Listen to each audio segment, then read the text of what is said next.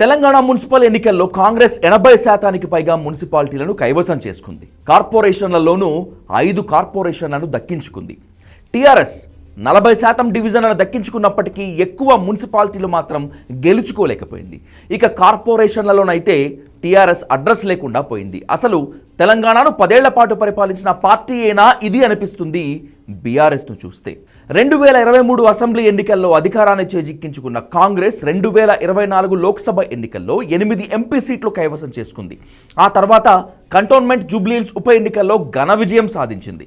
నిన్నగాక మొన్న సర్పంచ్ ఎన్నికల్లోనూ 70% కాంగ్రెస్ బలపరిచిన అభ్యర్థులే గెలిచారు. ఇక ఇప్పుడు మున్సిపల్ ఎన్నికల్లోనూ 80% మున్సిపాలిటీలను కాంగ్రెస్ కైవసం చేసుకుంది. అధికార పార్టీ కనుక డబ్బు కుమ్మరించి అధికార యంత్రాంగాన్ని వినియోగించి మున్సిపాలిటీలలో గెలిచిందని ప్రత్యర్థులు విమర్శించవచ్చు. ఏది ఎలా చేసినా గెలుపు గెలుపే.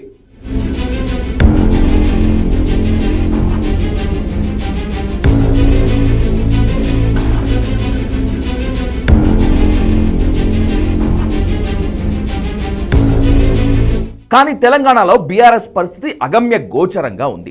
10 ఏళ్లు తెలంగాణను పరిపాలించిన ఆ పార్టీ ఇప్పుడు దిక్కుతోచని పరిస్థితిలో పడింది. మున్సిపాలిటీలో గట్టిగా 20 కూడా గెలవలేకపోయింది. రేవంత్ సర్కార్ ఏర్పడి 2 ఏళ్లైనా ప్రభుత్వంపై అంతో ఇంతో జనంలో వ్యతిరేకత ఉన్నా కూడా అది టీఆర్ఎస్పై సానుభూతిని మాత్రం పెంచలేకపోయింది. టీఆర్ఎస్పై ప్రజల్లో ఆదరణ ప్రకటన లేదు. అంటే ఆ 10 ఏళ్ల పాటు టీఆర్ఎస్ చేసిన అరాచకాలు, అహంకార ధోరణిని ప్రజలు ఇంకా మర్చిపోలేకపోతున్నారా? సీనియర్ నేతలు సమర్థంగా పనిచేయలేకపోతున్నారా? అసలు బీఆర్ఎస్ క్యాడర్ అంతా ఏమైపోయింది? ఇలాంటి ఎన్నో ప్రశ్నలకు సమాధానం దొరకటమే లేదు. మున్సిపల్ ఎన్నికల్లో గట్టిగా తలపడాలా లేదా అన్నదే ఆ పార్టీ నిర్ణయించుకోలేకపోయింది. పోలింగ్కు 3 రోజుల ముందు హడావిడిగా నేతల ప్రచారానికి దిగారు. ఎన్నికల కోసం పెద్దగా డబ్బు కూడా ఖర్చు చేయలేదు. ఈ ఎన్నికల్లో గెలిచినా ఓడినా పెద్ద ప్రయోజనం ఏముంది అనుకున్నారేమో, ఎక్కడా గట్టి పోటీ ఇవ్వలేదు. అందుకే 20 మున్సిపాలిటీలు గెలవడం కూడా కష్టమైంది. టీఆర్ఎస్ తన పార్టీ గురించి, ఓటమి గురించి తానే విశ్లేషించుకోవాల్సిన అవసరం వచ్చింది. కేసీఆర్పై ప్రజల్లో ఎందుకు సానుభూతి రావటం లేదు? కాంగ్రెస్పై వ్యతిరేకత ఉన్నా దాన్ని టీఆర్ఎస్ ఎందుకు క్యాష్ చేసుకోలేకపోతోంది? వర్కింగ్ ప్రెసిడెంట్గా కేటీఆర్ అంత సమర్థవంతంగా పనిచేయలేకపోతున్నాడా? రేవంత్ని బూతులు తిట్టడం వల్ల ప్రజల్లో చులకనైపోయాడా? ఎక్కడ తేడా కొడుతుంది అనేది టీఆర్ఎస్ విశ్లేషణ చేసుకోవాలి. ఇదే పరాజయాల పరంపర కొనసాగితే 2028 అసెంబ్లీ ఎన్నికల్లో బీఆర్ఎస్ గట్టు ఎక్కటం కూడా కష్టమే.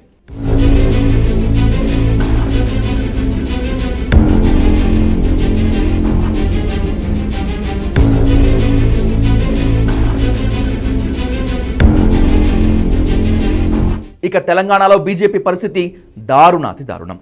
12 ఏళ్లుగా కేంద్రంలో అధికారంలో ఉన్న పార్టీ, 27 రాష్ట్రాల్లో అధికారంలో ఉన్న పార్టీ తెలంగాణలో అడ్రస్ లేకుండా పోతోంది. పార్టీకి దశ దిశ లేదు.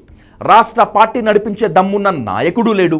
సరైన కార్యకర్తలు లేరు, నేతలు లేరు. ఈరోజు మోడీ బొమ్మ పెట్టుకొని బతికేయాలని తెలంగాణ బీజేపీ ప్రయత్నిస్తోంది. అందుకే సొంతంగా ఎదగలేకపోతుంది.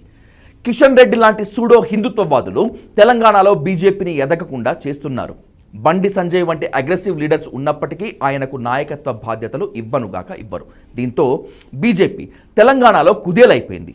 మున్సిపల్ ఎన్నికల్లో 2 మున్సిపాలిటీలు మాత్రమే గెలుచుకోగలిగింది.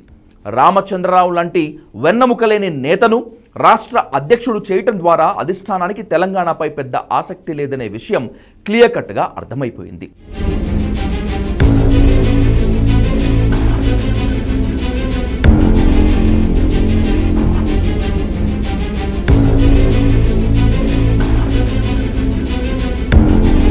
మొత్తం మీద తెలంగాణలో పడిపోయిన బీఆర్ఎస్ తిరిగి లేవలేకపోతోంది. బీజేపీ ఎదగలేకపోతోంది.